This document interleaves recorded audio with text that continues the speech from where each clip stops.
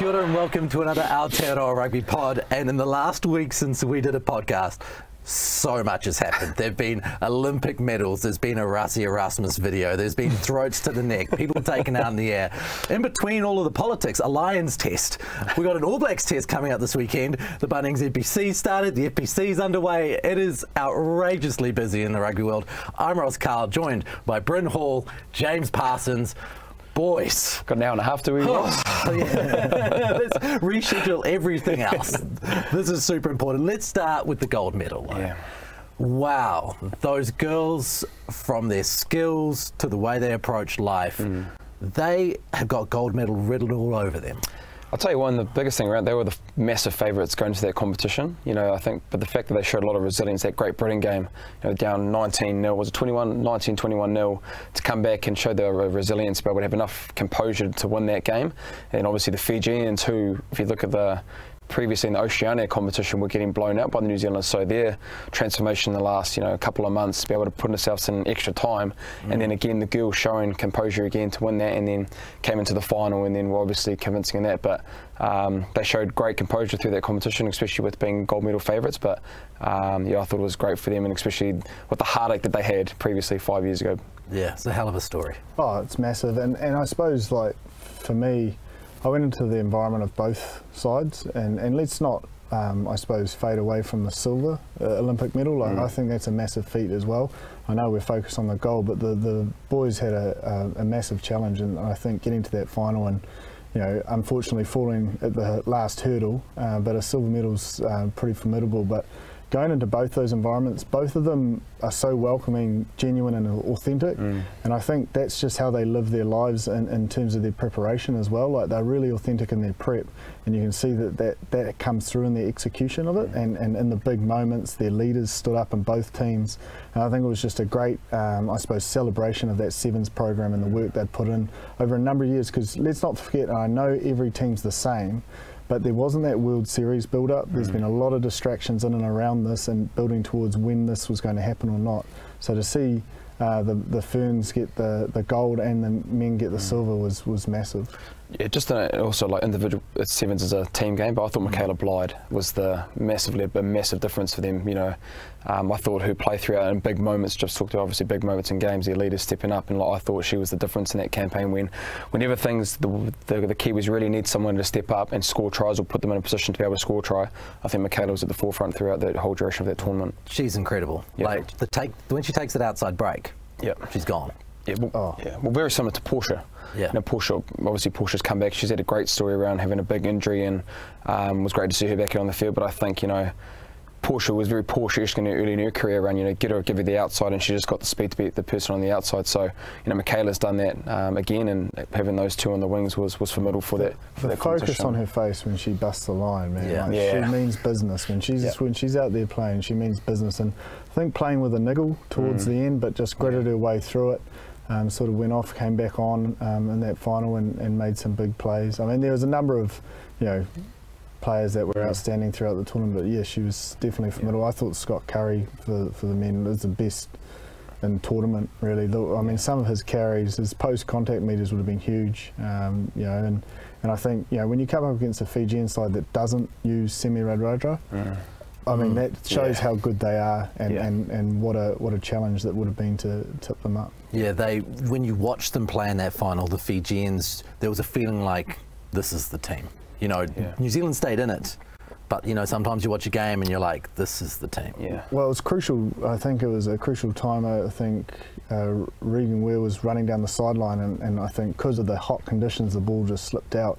As we all know, sometimes playing in South Africa, it's like that. Australia as well. We've been in there with Japan, you know, Brisbane, and they went down. Not sure, yeah, of course, but they went down the other end and scored, and that sort of made that buffer a little bit tougher. But had we got on the end, you know, we would have been a chance, no doubt. But they'll be ruining probably the slow start, wouldn't they? You know, Fiji got off to 2 quick tries, and then they were always having to claw their way back. There was some interesting stuff going on in there as far as how those big 15 stars like Semi Radradra was used, and then also Samu Karevi used in patches. We saw Caleb Clark left out of the New Zealand team. Is bringing 15 superstars now a thing of the past? Is that not necessary in sevens? I don't think it's in the past, because I think if you look previously, you know, when we've had Commonwealth Games previously, when it wasn't in the Olympics, you'd have guys like Liam Mess and Ben Smith that would come back, and I just think the sevens game has gone to another level. So I think being able to be acclimatised to that kind of style of play, you probably need to be in there a little bit longer. So, you know, Caleb had maybe 1 series, 2 series, and that's it, and being able to acclimatise him back to playing sevens rugby. So I don't think it's gone, because guys like that, you still want them in the squad, but I think it's full credit to the Fijian team as well. You know, with the amount of players that are playing seven on that World Sevens circuit, and from the last time that they did win that gold medal, you know, they've just grown more, and then those players that are playing consistently are playing in that kind of form of being able to play sevens every week or every tournament. I couldn't help but feel that there were a couple of times when the ball went to the left wing that if Caleb Clark had the chance with the ball in his hands, he could bust a guy and go over and score. And they were short of a guy like that, like a a power guy out on the flank. Yeah, oh, look, we know Caleb's pretty special, but I think the disruptive nature of the World Series hampered his opportunity of, and you know, Clark had to pick genuine 7-3, and you know we talk about Radradra, he's one of the best players in the world at the moment. He couldn't get on the field for Fiji, so it is a different game, and if you don't have runs on the board and that sort of style, and understand the tactics and the important nature and I suppose the intricacies of sevens play, then you know you probably best to go with a sevens specialist. Okay, let's jump from one thing to the other using Cheslin Colby, because he would no doubt be an outstanding sevens player right now. Well. He'd go pretty good. He's not going great in that he's not getting any ball for South Africa. They got the win on the weekend. He was caught up in a bunch of stuff like so many players were, with these massive up and unders, the contestables, and the fact that that appears to be the way that this game is playing out over there. Yeah, well, I was really excited early on. I think it was around the 10-minute mark. South Africa about 30 out, and they used the blind. They went the blind, made a little bit of a breach, and then they came back to the 15 and crashed there, and it wasn't on open, so they went back to the blind, set a ruck, came back to the 15, and then it was obviously on, the pitcher was on to call it to the open. They called it, they broke on the edge because they'd sucked in the Lions defenders, and they got Colby some space, and I thought they're here to play. And I was like, this is great, they've got a clear tactic. Yep, they want a contestable out of their half, but when they get close, they're here to play. And then he breached down the edge. There was a little bit of slow ball, and then South Africa went back to a one-dimensional, one-off runners, and they ran out of options really, and Arm just put a grubber through, which Bigger picks up, and they end up getting a breakdown penalty and getting out of their half. And I was just surprised that that was the only time we saw that tactic. Pretty much after that, it was they scored 2 great tries off the back of forward dominance, and then using the kick. But it wasn't so much, I suppose, the attacking flair that we were wanting to see. Yeah, and the same probably goes for the Lions. They're not showing a lot either. Well, I think you've also got to it comes to, if you're talking around how the Springboks play, it's really hard, because if you don't want that aerial battle, then you look at the escorts, at how many of them are coming. There's 3 people that are going the escort. Both teams are doing that, so you'll be able to play off that is really hard. And so I thought, they probably didn't the previous week. They won that aerial battle, whereas this week, Hogg, Van der Merwe made some uncharacteristic mistakes in their high ball, and then from that, the South Africans pouncing that through the ill-discipline, especially in the second half. They had 10 penalties in the second half for the Lions, whereas the Springboks had 9 in the first half. So it seems like the ill-discipline's a massive part of that, because when they are getting those kind of those penalties, the 3 points, that's what Pollard was doing in that second half. So both teams are probably going to sort out that discipline aspect, I think. Yeah, I agree with you. I think discipline was a big factor. 15 penalties and a lot in the second half.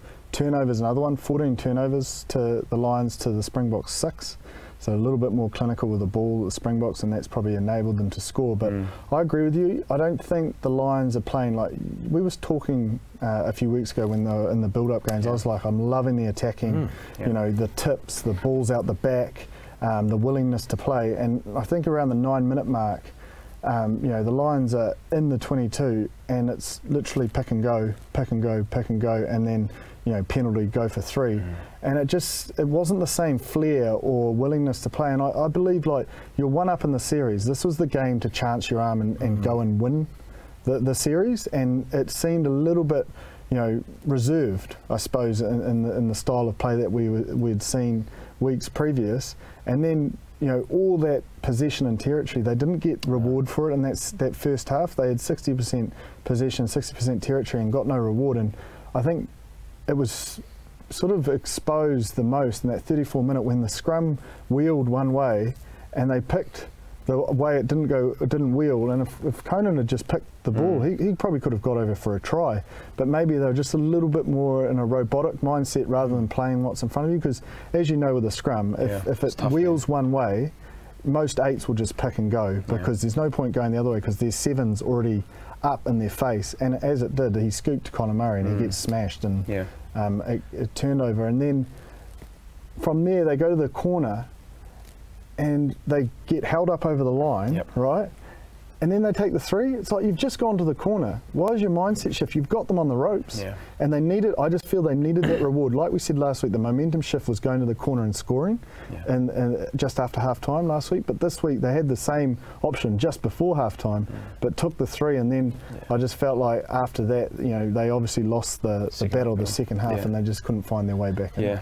Definitely. Why would that be? You know, when we saw their intent through all of the games leading up to the test, why would they not be showing that same intent now? Well, I think it's a different team that they're playing. So they played Japan, and then played obviously the Super Rugby teams. They're a little bit different intensity-wise. So South Africa traditionally a real physical, and if you look at the collisions around both that South African team in the breakdown and how disciplined they are around the ruck, it's really hard to attack. So, you know, and even from their box kicks, you know, Faf de Klerk and Pollard's box kicks, their chase and the ability to be able to counter ruck through that, and then get still, like Mampepe got a steal as well off those kicks as well. So it's really hard to be able to attack when first and foremost you're losing the breakdown battle, not getting a really quick ball, and then when they are kicking it to you, they're kicking in those 5-metre channels, and then you've got a whole line of the wall that's set up, and then they're bringing line speed pressure again, and it's just a continual battle of jumping in a cobble like that. I think the key bit there is the line speed.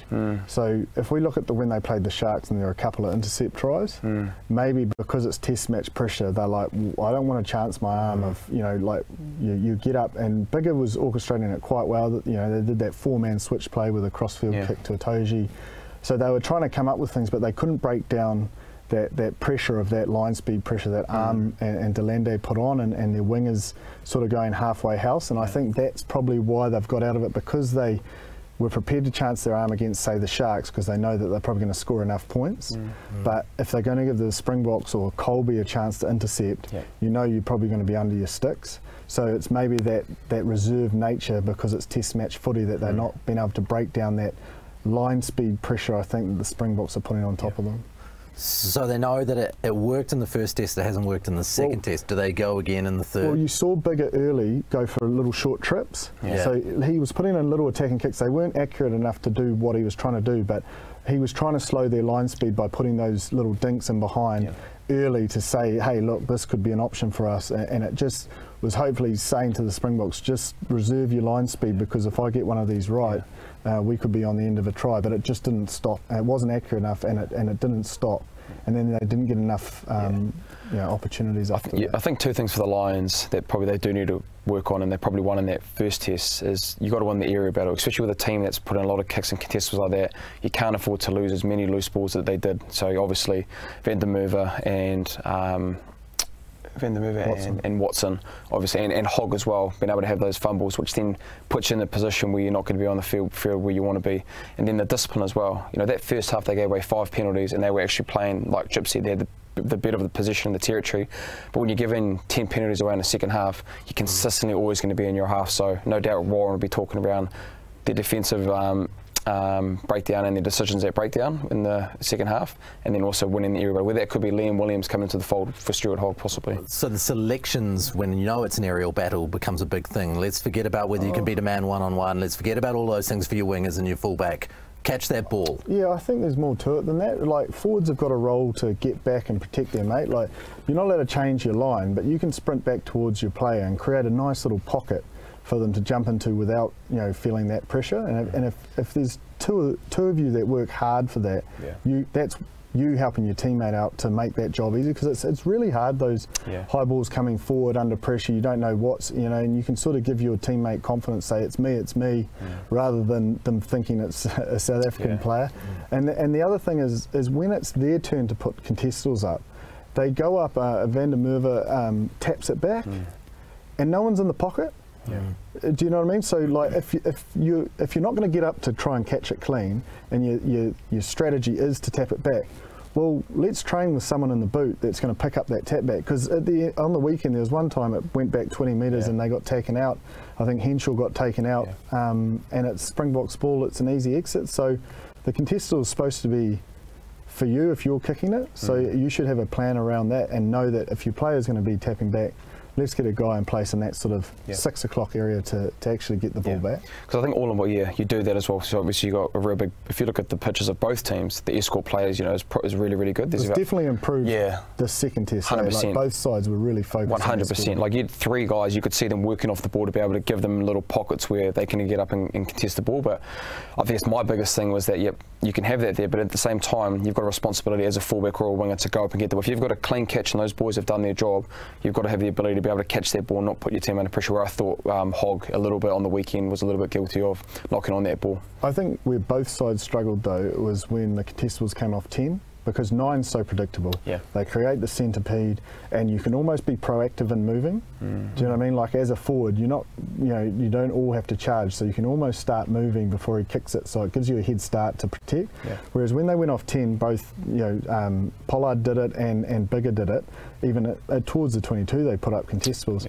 Those wingers don't quite have that protection, so that's when you've really got to work hard for your teammate to be able to create that protection, and I think if they're going to keep with this contestables, going off 10's probably a better option on attack, because it isolates them a little bit more than that centipede, which allows you, you sort of know what's happening as soon as Explain the centipede for people who don't know what it is. So it's a ruck, and they stack up players behind so that they can get distance away from the opposition so they can't charge it down, and then guys like me, old mate, put it exactly on the money. And but I always feel those are easier ones to escort than, because if you use the example of the try, I know it's not a contestable, but in the 22 you can see all the lines players are quite tight, they're focused on the forwards and they're about to rush off the line to make a tackle, but they go straight out the back to Pollard and they're caught short defensively, so the rush line can't get up, and he puts a nice little kick in, and the rest is history. But it had to come from the ability of the forwards to dominate, but two, the expectation of those high kicks can create that. And the thing with the kick off 10 compared to the 9 is that with the 9 the ball's stationary, so you can actually just be set as defensive line knowing that that's going to come. But when you're kicking off 10, you've still got to be able to hold on. If they're going to run that ball, you've still got to go forward, be able to connect and say, oh, they actually might be running here. And then when they do put that kick up, your body has to be turning, so you're not set.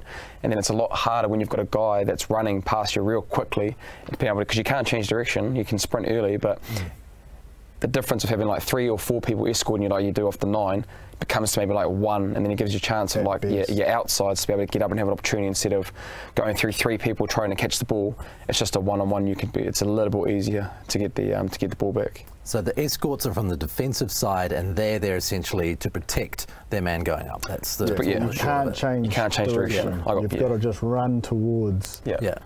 So as an attacking player, what do you have if you're running towards the ball that allows you to get in and around these escorts? Is there anything in your favour? If you're doing, you've got to get around them. So I think first and foremost the kick has to be on point. If you kick it a little bit too long and you've got 3 or 4 players in and around there, you're just not going to have a chance to get up for the ball. So you look at Conor Murray, especially early on in the game, his kicks were about like 18 to 19 metres, so then it gave a really good chance for them to try and beat the escort and then get up to try and go for the ball. If it's a little bit further, then you take that guy out of the game. But what the South Africans did really well, even if it was a little bit long, Pepe and the guys in that wide breakdown would actually counter-ruck, get past the ball, and that's another way that you can try and do it as well. But that's probably the way I'd say it. So if you can't compete in the air, it's, if you can get a good chop tackle on someone on the ball, which they did a number of times, because the Lions, I suppose, defenders or the cleaners are in front of the guy catching the ball, they actually have to come round to clean. So if you don't get in a fight with a guy escorting and you just focus on, okay, well, they've won that battle, but I'm going to win the next one, get them to the ground and get a turnover, which the Springboks did really well a number of times.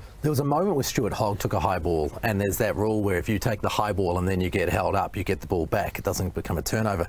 I was watching that and thinking, I don't really like that rule, because it really, you put in a really good kick, you've got a really good chase in, you've got the guy and you've held him up, and now you're not being rewarded for it. It seems like an odd rule like that. It is, but I think it goes back to that strategy. We all know that rule, so chop him. Yeah. Get him to the ground and get the turnover, because that's your advantage. That's your point, that you can get a turnover. Yeah. So it's just being aware of the rules and knowing that that's not going to work for you. And if you want to get the ball back, you've got to get him to the deck. But the Lions obviously didn't know the rule, because they were celebrating afterwards. Like how far off the mark do you have to go before it's not that rule? It's all, he has to take, what, 3 or 4 steps. He'd have to run 3 or 4 steps to make it clear that he's attacking rather than catch. Held up. Sometimes that actually might not be a bad thing though. If you're dominant, have a dominant scrum, you actually don't mind if that's the opportunity that comes that way. But yeah, that's the way. Let's talk that. Springboks very dominant scrum. Especially their bench. Their bench came on and really dominated in that second half. That was a big front row. Both normally tight heads, the 2 reserves, and quite hard to go to loose head, but they just had complete and utter dominance. But also, more importantly, dominance scrum time and in the maul. Like that maul, I know Arm's try was spectacular, but it was the work of the forwards that sucked in their forwards, but also made Price go onto the blind side to defend, so he couldn't get in behind and protect that kick space. And I know they had the advantage and it was an advantage play, but still the damage has been done by the boys up front that allowed that opportunity to present itself. And just it's a great heads up play by Fuff as well, because knowing that obviously Price, the more it goes infield, the more you have to worry about that blind side, and traditionally the 9s end up holding there, like we have that as a 9, so you're consistently worrying about the switchback if they want to go back that way, and you've got to hold that short side. But the fullback as well, in those kind of positions of the field, tend to be getting to last to cover the crossfield kicks. So it was a great heads-up play by Fuff around seeing that space. But I also thought just around the set piece, talking around the replacements that came on, was massive. There's probably the 70th and the 74th minute when they got the scrum penalties and really turned the screw and putting the game out of reach through that. So I talked last week around the bench with the Lions coming on in their set piece, but I thought the scrum, especially in the 70 and 74th minute, were crucial scrums to be able to really turn the screw, and then probably was the end of the game due to their set piece dominance in those scrums as well. And the 7 penalties that came in the last 20 minutes against the Lions, really, that was all breakdown and more than scrum. Like that's you just can't get your game going, and it just. I suppose I do hope, like, I understand the contestable kicking game, but there is a balance, I think that, both sides ran 179 metres and 105 metres. That's, we're talking most other games, like most super games are around 700 metres, So, like, there is literally not a lot of play going on. And I think if the team that wants to win it has to chance their arm a bit this week and back their skill set, back their ability to break down defence over that 80-minute period. Entertain us. Well, to be honest, it'd be great to see if you think about, like, one of the teams gets off to a night as well. Let's say the Lions get off to a great head start, get 2 tries early on, and if they'll keep implementing that kicking in, because I've seen the South Africans a lot of time before they have that. Obviously, they can play that style, and they've been successful in that second test match. But we've seen test matches against the All Blacks when they use their big physical ball carrying forwards in the middle of the field. They have that 3-3 setup. They can hit the forwards, and then they can play out the back, and they have Pollard running, and he's got a great long pass to be able to hit the forwards or go out the back like they did early on in the game. So I probably don't think we're going to see it, but I think they're probably going to stick to it. But if the Lions do get off to a great head start, then maybe we might see a little bit more of expensive rugby. Enough of the rugby. Let's talk about the stuff everyone else is talking about. We have seen Rassi's video since we were last on, an hour-long diatribe. Looked like it was for Joe Schmidt and Joel Jute, but really watching it, it seemed like it was also recorded for the entire world. And then it was put out to the entire world. If you had an hour. If you had an hour. Number one, what was he thinking? Well, it worked. Yeah.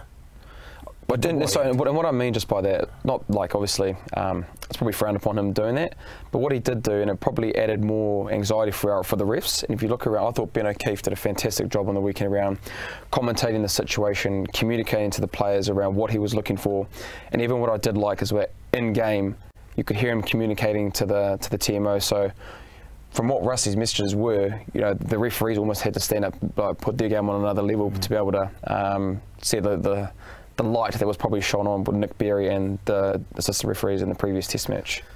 I think if you listen to Sia's comments after the game, he goes, "This has been the toughest week for me as a captain and as a leader," and I think it took a bit of pressure off them and took the spotlight off the players, put all the spotlight on himself, and allowed them to just focus in and nail what they're about. And they were a far slicker outfit in terms of their discipline to stick to their game plan. Like their defence, they had no ball or territory in that first half, and they just kept grinding away to eventually get the rewards in the second half, compared to the week before where they just weren't as accurate or as disciplined to stick to that. They stuck to their strengths, and that was down to their leadership and what they would have demanded during the week. And having that ability just to zone in on their own game, their own performance, and let, I suppose, Russie take the noise, would have helped their preparation a lot. It worked, but is it a good idea? It seems to me like who would want to referee if you know that kind of stuff is going to be out there in the open from one of the most respected coaches in the world, or was one of the most respected coaches in the world? There's channels in place already to do similar thing, but I don't think it should ever be made public. Look, I didn't watch the hour thing. I don't have an hour of my life to spend watching Russie. The intro took 12 minutes. Yeah. I fast forwarded a bit and saw that he was critiquing a few calls and stuff, and what he was saying, and some of them were correct. But there are, I suppose, official channels to go through, and I think refs are really open to learning like players are. And just like we get clips cut of ourselves making mistakes, I think they're open to that, and they want it, but I think they'll just respect it done in the proper channels and I suppose the processes that are in place. Yeah, it's difficult. I mean, a big respect to our mate Ben O'Keefe, because wow, has a ref ever been under that much pressure? Yeah, but also his team, like Nick Berry was there on the touchies, and so it was a similar team, and like Nick Berry was the ref the week before. Like there was a lot of stuff on him as well, and I suppose the TMOs. So I think them as a group and the way they worked and the way they prepped during the week allowed them to be successful on the night. Yeah, he did crack down on everything. Like he's superb in the way that he spoke to each individual, the way that he commentated the players through the game. But he was very officious, and they all were, because they knew the spotlight was well and truly on them. But I think as a player, because you've been a captain a lot of times, having open communication between players is really important. Sometimes you can find when you're refs have different styles, and some refs you actually just can't talk to because it's not their relationship, it's not their style, and so you've got to obviously word it and be a little bit different. But for me personally, I love guys like Ben who actually have a real good a great game understanding, but actually have real good people skills and can actually have a communication. But he's got a really good balance then. But like, I don't want everybody talking to you, that we can have a chat. But if I need to lay down the law and I want to talk to just two captains, then that's it. And so that's what he did very early on. He set the tone early on. I think it was the very first penalty. He could have actually played an advantage for him, what was Vunipola rolling away, but he set the tone straight away. There were 8 penalties in that first 20 minutes. So he wanted to suit his dominance really early on, and I thought his communications, because we've already talked about, was great. I think he took the captain tactics out of the game. Like, he just took control. Like, as someone watching, I was just like, any time Sia or Alan Jones wanted to talk to him, he was just like, no, not the time. Or, yep, let's both of you come. There's a direct enemy. He took real control and authority, and it almost sends a message to you as a captain. There's no point trying any angle here. Let's just actually play rugby and nail our job. And that was, I suppose, what he got. But he didn't get quite the changes he wanted. There was a bit of a tussle every 10 minutes, especially in that first half. But I think that last 30 minutes, from an entertainment point of view, the Springboks really came to life, and I think they grew in confidence, and they'd worn the lines down and then finally got the reward for that. Let's talk about those confrontations. We've got Carl Sinclair up for biting. Stuart Hogg was allegedly biting, but that didn't go anywhere. We've got Mauro Itoje's knee on the neck of a player for a significant period of time. I don't know, maybe in the replay it seemed longer, but it seemed like a long time. Very few people going to the judiciary over this. Were you surprised that we didn't see Itoje in the judiciary at least? I think definitely for that action, because it's a knee to the throat, and so especially when it's something like that, it probably is due to go to at least the judiciary around that. So because there are a lot of things that do happen off the ball that don't get caught off camera, and the ref and even the assistant referees can't see everything, because there's just so many variables around contact. A guy might be in in a ruck and there's 3 or 4 guys on him, but then he's holding his neck, and that just comes part and parcel with rugby, you know. So I don't think it's out of malice, and it's not like they want to like hurt someone to that extent of like where it's like assault or anything like that. But it just comes back to two teams that are competitive, want to get one up on each other, and if you get an opportunity that where you do get to try and one up on your other teammate or your other player, then it's not that harmless, I don't think. Again, I'll go back to the process. Being a process man, is the citing commission is there, and as a team you have the opportunity to say, hey, I want this cited. And clearly it wasn't from both their respective camps. When something like that happened, the players haven't pushed it any further off field to get it cited. But what's the process there? Like, are there some unwritten rules about what you cite and don't cite or complain about as a team? Like, look, if you're unhappy as an individual and you want it seen to, you'll get it seen to. You can clip it and send it away to the refs. Like, I mean, it happens. Yeah. So as a player, do you go to the manager? What do you do when you're in that situation? The citing commissioner comes in and we go to the manager after the game, and basically manager comes in, is there anything, mainly to the leaders and stuff, is there anything we need citing? Yeah.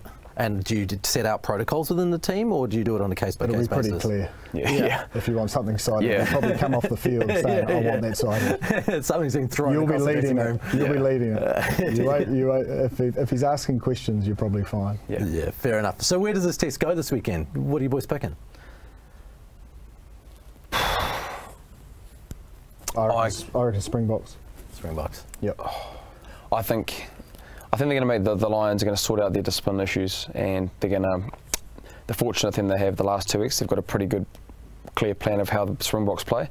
Don't think really anything will alter or change. Possibly, and they might do. Who knows? Because the third test and might be a little bit different. But I think they'll be a lot better around the high ball and the aerial battle. I know Gats is massive around that. So whether they want to change and maybe have Liam Williams come in there or changing that or sticking with the tried and true, but I think they'll be a lot better with the aerial game and their discipline. I just don't think they're going to give away 10 penalties in one half. And I think in big games like that, penalties are massive. And then for the way this test match series is going, winning the aerial battle is going to be massive. Yeah, I think the Springboks, I think they'll keep the same group, they'll roll them out again. They've got confidence, they know the style of game they want to play, they're physical in the nature and look to wear them down at home. I think that's a big factor, but also I think the Lions, had they chanced their arm and gone for it in Test 2, there's an inkling of a want to change personnel, especially after that game, and whether Gats sticks with them will be a big factor. But look, I think things could change potentially for them if they put Farrell at 10. Just a bit more of a mindset to play and run to that line, not always looking. I felt like I know he came on when it's different times, but he's definitely looking to set the attack alight and play at a tempo that catches teams off guard, and I think he could be a big factor in them going ahead with Price starting again. Interesting, especially with Finn Russell sort of in the back blocks. The style that he plays. Absolutely, but I think it would be too big a ask that he hasn't come off the bench or played. I think you'd have to rely on, potentially Owen starts and he could come onto the bench or something. But then again, you're tinkering with a hell of a lot, and then it is really test matches are won on the small margins, and the team that I know the Springboks will probably stick with the tried and true. And then if you tinker with too much, it's a lot of change in a week, and it could work, but it's a risk. It's a risk, that's all I'm saying. The one thing that Gats has shown, he's not afraid to do that. If he does feel that he wants something different, he's done it with Brian O'Driscoll, he's done it with obviously team players that you'd think in third test matches and big games that are proven, he'd pick them, but he's got, sometimes Gats has a bit of a feel, and they might come collectively with the coaching group, but I wouldn't be surprised if there's some names you're thinking, that's going to be something different, and they're going to pick somebody different. I think there'll be some changes in the Lions. Yeah, it's been a dramatic tour, like all of them being dramatic. It's amazing how the Lions bring out politics and drama and game plans and everything. It really is next level. Yeah, I suppose it's just it's an element of respect to how big a job a Lions tour is, and to get a victory over them, it means a hell of a lot in world rugby, and that's why it brings all of us into the conversation, I suppose. And just as well, like we talked about depth in the last test match, and I think Jippy, we probably knows, like doing back-to-back performances, especially that high intensity, it's really hard to replicate that. So if you do have the ability where you can actually, guys that haven't played in that the first 2 test matches, or have only played a little bit off the reserves, and they're put into that 3rd test match and haven't played that much. There's a lot of exuberance and a lot of like energy around that. So because they have stuck to the tried and true, and if they do that again in the 3rd test, you know, are they going to get the same intensity they have the last 2 test matches? Because doing 3 test matches at that kind of level, it's really hard to keep doing those performances at such a high level. Let's come closer to home. The Trans-Tasman rivalry. We got Bledisloe 1 this weekend. It's all but been ignored because there's been so much stuff going on. Like, I feel like the All Blacks haven't really been spoken about for a couple of weeks. But we've got a test match this weekend, and they have got some interesting selections to make. Will it be Richie? Will it be Bodie? Will it, you know, what is going on within the flanker scenario? Will Brodie Retallick get back in the start? Like, there are so many questions. Give me some answers.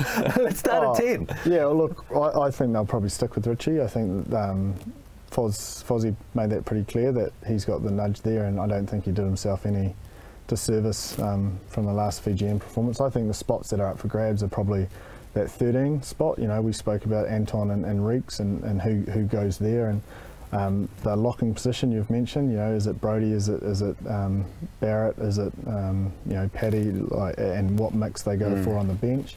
And I still think 6, 7, 8 is probably the biggest debate they'll have, and what makeup of that and the bench will go.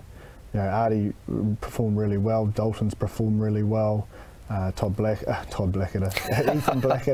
has performed really well. I think Luke Jacobson, Hoskins, that's a really hard one, because you know, Hoskins did well as well, and Luke's probably had more of the minutes, so you'd probably think he's got the inside running there, and I think Aki probably has the 6th jersey at this stage. So it's that 7, 8, how they go for, and who's on that bench. Like those are the 3 areas for me: 13, Lucy's, and the locks that I think will be the positions up for grabs from that last testing that ran out. You know, your mate Enor comes into the 13 chat as well. I was just going to probably those points as well. I reckon winger, the left winger role will be interesting. I think that's Sevu's, isn't it? Well, I think, you know, I think the fact that, you know, Will Jordan could be injured. He did obviously have that injury in that last Fijian test match. So, like, if he's not available, then, you know, does that George come back and then Sevu comes back, or does Rico possibly play 11 as well, or if they feel, or Geordie as well, you know? So yeah, because you think about Will, he had a great test match series with playing the Fiji and the Tongans. So yeah, I'm probably thinking around there might be a little bit of difference in there who they have that left winger, and then, you know, with Damo probably at fullback, and keeping Davey Havili, and depending if they want to have Anton or Rico as well. So I wouldn't be surprised seeing Rico on the wing if Will was injured. Yeah. What do they do with the 23 jersey if you've got Rico on the wing? Yeah. Just bring him straight in. Potentially, yeah. Well, he covers. It's about having that coverage, and if Rico's on the wing, and or potentially Geordie Barrett, because they did use him at midfield in that Tongan game. So it actually probably will be Geordie Barrett. And we imagine that Damien will start at 15. That appears to be the way that it's going. Well, I think it's from the if you think about that test match against the Fijians, you know, the first test match they did play, the Fijians played really, really well, and then you probably saw more settled side going into the first test of Bledisloe, who they probably stuck with the try and who wanted a good performance going into Bledisloe. So I think based around that form of that game, I think those guys there, like Damien, will probably get an opportunity in that first test match to have a go against the Aussies. This test match could be so much different to the Lions South Africa test match. It's going to be almost the exact opposite, isn't it? I think you're going to see a lot more of the chancing of the arm. Oh yeah, both sides will want to come to play, but you know, the Wallabies had a lot of ball and territory, and didn't quite score the points that, you know, I would expect with that amount. So I'm thinking that they would have made some adjustments in their kick strategy, and how much energy do they want to spend keep running into brick walls for 2 metres here around those in between the 240s. You know, I think they need to play a little bit less rugby in there, and maybe put it on the boot, or see what other options there are, rather than, you know, sucking the energy out of forwards for not much gain. And the French almost said, yeah, sweet, we'll just keep tackling you, and then when you turn it over, we'll go 80 metres. And I think, you know, no, that was a French, you know, B side, as we know, but the All Blacks are ruthless in turnover balls. So if they're going to try and overplay in those 240s and the All Blacks get a turnover, I think it'll be a long day at the office. It'll be interesting to see how they go at halfback as well, because I think those kind of 40 metres areas that we've seen in the Lions series, you know, the contestable kick game is going to be massive, and being able to get that right. So Nick White, you know, we've seen that he's back. So do they bring him back with his experience around his box again? He's obviously had some great success around the running rugby. Or, you know, I thought Tate McDermott was really sharp in that French series, and Jake Gordon obviously started as well. But I think if you do want to bring back to Jipper's style around having the balance around chancing our arm, but then being able to execute a contestable game. You know, Nick White's done that, definitely done that for the Wallabies in the past. Yeah. The All Blacks, will they look to continue the way that they did against the Islands, where they're a bit more open? Or are we going to see a slightly more? I think they'll continue with their up tempo. Yeah. That up tempo style and the additions to their set piece strikes. But look, we didn't see a hell of a lot of shift in their phase play. It was just great execution at times within the same system. So I think they'll continue to do that, but they'll still look for those quick throw-ins, quick taps, and playing that up tempo and backing themselves to run over the top of teams in that last 20. Back to this sort of theory of, you know, between 2011 and 15. Yeah, I think we'll see a little bit better in the breakdown as well. I think, you know, that Fiji was probably the very first test match. There was a lot of penalties against us, and then you saw a massive shift in the second game. And I think when the All Blacks are at their best, they're consistently playing at tempo, and because we've got such great men, big men that can have great skill execution and playing under pressure, I think that breakdown will be massive. You know, you look at the last year's series when we played Argentina and lost to Australia, those two test matches, we lost the breakdown battle due to poor winning the race, which we've talked about on this podcast, and not getting the ball to play tempo. Because when we are playing that, we're the best in the world with our skill execution, be able to do that. What lessons will they have learnt from getting those numbers to the breakdown that they didn't last year? How do they churn that around? Well, you see the second Fijian game, it was an emphasis on footwork into contact, and then being able to go over the advantage line, but the two guys beside them having a job to do. We talked around winning the race a lot, so it's preempting where they're going to be, and so if you are having a ball carrier, using footwork, getting over the advantage line through a good ball carry, and you're waiting to win in the race, to be able to not give the Jacklers an opportunity to do that, and going past the ball like we saw in that second test match against Fiji, then the up-speed tempo is going to be there for us. We've also got the Bunnings NPC starting this weekend on Sky. Big game first up, of course. The counties are in action. They're opening with the best of all the teams. So I'm going to appreciate that at 7 o'clock on Friday night against Manawatu. Don't miss the mighty Counties Manukau Steelers. But probably Sunday is where we're seeing the big games. You're on? Yeah, we're playing Waikato. So yeah, there was a tough. We've actually always struggled against Waikato. We haven't actually been that very successful. But the last 5-6 years, I think we maybe had one win, and last year they really put our pants down. So for us, we've obviously got our preview and our preview with how we're going to play them. But I think first and foremost, in these early parts of the run, especially round one, we've been concentrating on ourselves and been able to get things right. And we've been fortunate enough this year that we've actually had a pre-season. Last year we had COVID and came together as a group probably 4 days before we played the All Black Canterbury team. So for us, it's been great to get a pre-season, and then look, we're really looking forward to playing at home, which we love playing at home. So we're looking forward to it. Yeah, look, Sundays in terms of blockbuster and expectation, Sundays it, you know, with Auckland, Canterbury, and Bay of Plenty, Tasman. You know, obviously 4 top sides from you know last year, but regular years as well. And I think all the crossover matches are always key, you know, so you've spoken about the Harbour game, but then there's Wellington, Northland, Taranaki and Hawke's Bay as well, and it's crucial for premiership teams to win those, but also if you win it as a championship team, you're stealing points that potentially your other championship teams can't get, so it's a big bonus and a big carrot for those championship teams for those crossover matches, because there's not a lot of expectation for you to do, so you can actually go out there with a game plan to chance your arm and throw it at it, whereas it gets a little bit tighter for the team that's in the premiership who's expected to win and get off to a good start. And if these teams, the 3 premiership teams, one of them loses, or all 3 of them lose, or they win, it's a big factor in getting a head start into the competition. So I always like those crossover matches most weekends. I think they're the most interesting. You will be watching every single game, I presume, plus the test matches. Yeah, commentating a couple too. Yeah, so 9 games over the weekend to watch. Just a couple. This is just waves goodbye to 2 months. See you on Monday. Yeah. She just sees me in the corner with my phone, just looking at game after game. You're on the toilet for like hours on end watching the highlights. Are you done in there? Oh, Bryn! Yeah, fair enough. What about players to look out for this year?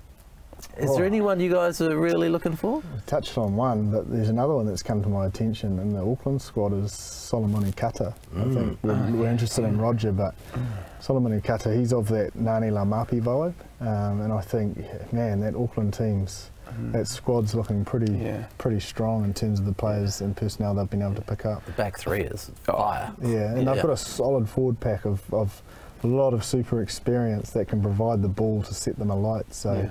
I you know, he probably didn't get the opportunities he wanted at the Brumbies in terms of exposing and having the success that Ngāne did.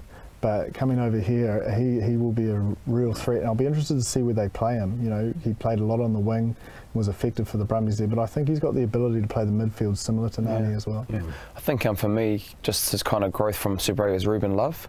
You know, we saw him play at 10. It's going to be interesting if they want him to play at 10 in the Wellington or 15, because I thought he was great at 10. But traditionally, he's a fullback, and you know, it might be interesting to see how it goes. But I thought he was great during that kind of Super Rugby Aotearoa and Trans-Tasman as well. So we'll be very, very interested to see how his developments goes and whether he's going to play 10 or 15, or he has a hybrid of playing both in game for Wellington. And especially when you see those guys who get that taste of that next level up, and that so often they bring it back down to the Bunnings NPC and they're just on fire. Yeah, absolutely. And playing with a little bit of a flair and instinctive nature of keeping that youthful enthusiasm will be key, and not trying to be too robotic, because Bunnings NPC does allow you to play, you know, and show your identity. So seeing those young guys express that's important, but as same as that is the old guys, and Tom Marshall coming back to Tasman Mako, I think is huge, because you know Davey's not going to be playing much, Will's not going to be playing much, and they were a big part of their success in their team environment, and getting someone of his experience back. We know he's really successful at this level. I think he's one to watch as well, and what he can do. Combined with Mitch Hunt, you've got two very strong drivers there, don't you? Yeah, you do. Yeah, you do. And I think just for a team to watch, I think Bay Plenty. I think they've recruited really, really well, especially in Bunnings NPC. It's really, really hard to bring quality players in, but you know they've got the likes of Fetu, Arkoi, Manaki Selby, Rickett, you know, the likes of players that they've brought into that squad. And obviously coming up to staying in the Premiership last year, obviously we were the team that went down, but you know their growth and what they've had, and they've got a new coaching staff with Daryl Gibson there as well. So we played them on the weekend, and you know they'll probably be one of the favourites in the competition with their signings and how they've been going tracking in the last couple of years. Just want to go back to Solomone Kata. Is he signed for next year? Don't know. I just saw him in the Auckland team today, so I was could be Moana Pacifica maybe. Like there's a good option for one of those players there if he's popped over here to play a little bit of footy. Yeah. You know, we've got other guys like Sekope Kepu playing for counties. You know, there's a few players around who could be nicely manoeuvred into that. It's even so nice. Some of the Samoan teams in that series have come to play in the Mitre 10 Cup. You know, we've got Henry, who's come from Manu Samoa, who had a great campaign, possibly playing for Moana Pacific, and obviously Henry Stow is down with Canterbury. You know, so and even the likes of Waisaki and Oholo possibly, you know, as well. So yeah, there's a lot of Pacific feel on it, and obviously with Moana Pacifica coming in next year, it's a great avenue for those guys that want to be part of that team to have an opportunity to play for them. Well, there's plenty for everyone to watch this weekend as far as the Bunnings NPC is concerned. The All Blacks test against the Wallabies. We've also got South Africa versus the British and Irish Lions, the decider. And play some rugby. Yeah. Play some rugby. Lots of rugby. Come on. Run the ball. Run the ball, please. Also, before we go, I'd like to acknowledge Ra, our producer, who put the show together. He's moving on from us, so thank you very much for everything you've done. Thanks, Cheers, Ra. mates. The We'd like to greatest. welcome Alex on board as well. And while we're throwing it out, also big thank you to Kingsley, who's been running this studio for us, this incredible virtual studio, while we've been out of the Sky Studios for a couple of weeks. So thank you very much to you as well. To Bryn Hall, James Parsons, I'm Ross Karl, and that was the Aotearoa Rugby Pod.